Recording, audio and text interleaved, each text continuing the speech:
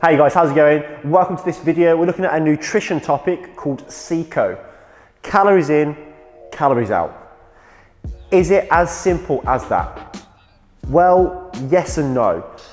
Calories in, calories out is a scientific equation that everyone in the fitness world generally knows about.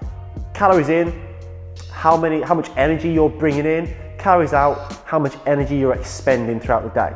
Let's say we're taking 1,000 calories and we expend 500, we've got 500 left. However, calories in versus calories out is only looking at sort of exercise or training and nutrition. And it goes way, way beyond that. The factors that are also going to play into this calories in, calories out are on a very deeper level regarding the brain and the workings of the body. Let's look at factors that influence your energy in. Appetite. Appetite is regulated by your hormones that control kind of how full you are and those kind of food cravings.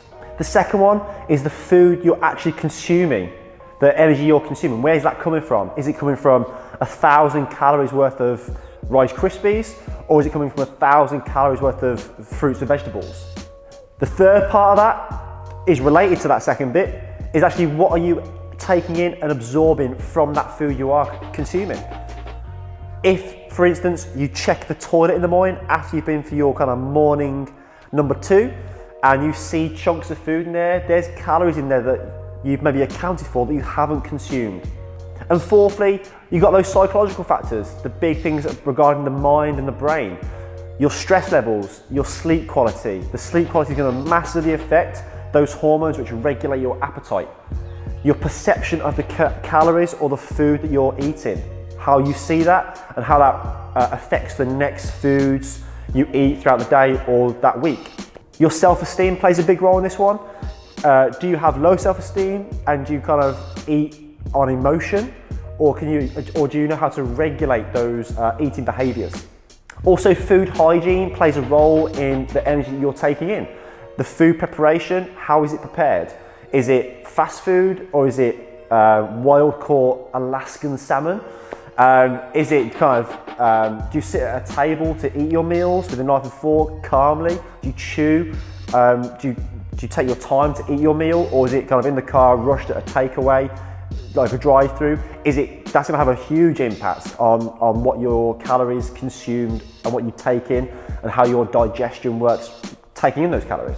Now let's look at some factors that are going to help influence your calories out. The first one is you as a person, your health history, your nutrition history, your physical activity history, how your physical activity right now, what's your daily lifestyle like, what's your sleep like, how lean you are currently. That's all going to play a massive, massive part in what calories you burn on a day-to-day basis. For example, if you've struggled with weight in the past or you kind of yo-yo dieted, the chances are you're going to have a slower metabolic rate than someone who's just had a healthy lifestyle, regular activity, consistently. The next one is calories burned through exercise. Now you might find that actually the type of training you do is going to burn calories, not differently, but it's going to have a different effect. So if you go out for a 60-minute run, as soon as you finish, that's that done. The calories you've burned are burned.